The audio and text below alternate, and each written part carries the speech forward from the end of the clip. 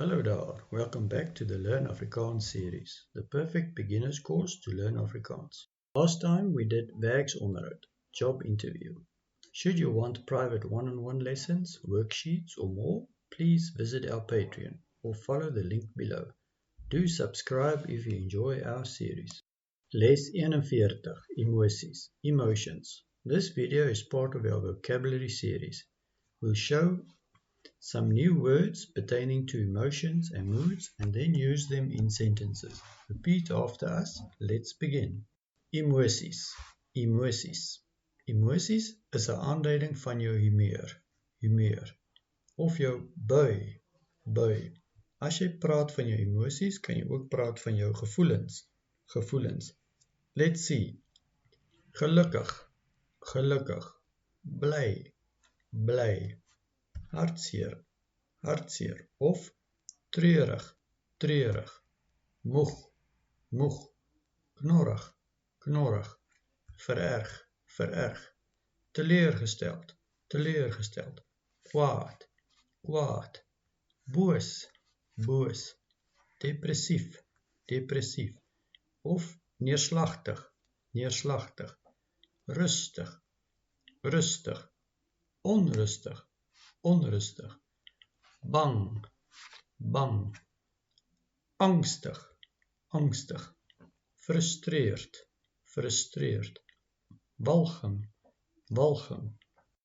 geduldig, ongeduldig, vrolik, opgewek, verras, enthousiasties, tevrede,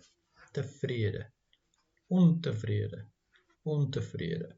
gespanne, ontspanne, pateties,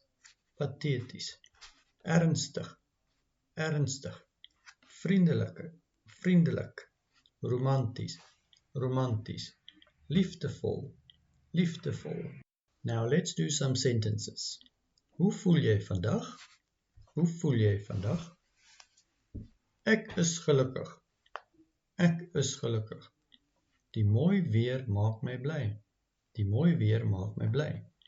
Ek is hartseer, want my vis is dood.